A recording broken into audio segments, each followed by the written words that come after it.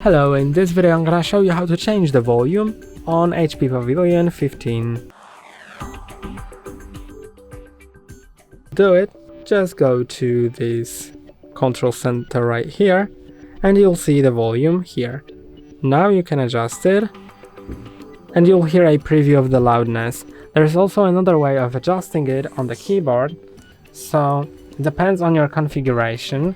You will either need to click on the F7 or F8 buttons, or if this doesn't work, then click on Fn and the keys simultaneously, and now you can see it changes it. You can also click on the F6 to mute or unmute. And that's all for today. Don't forget to like and subscribe. See you next time.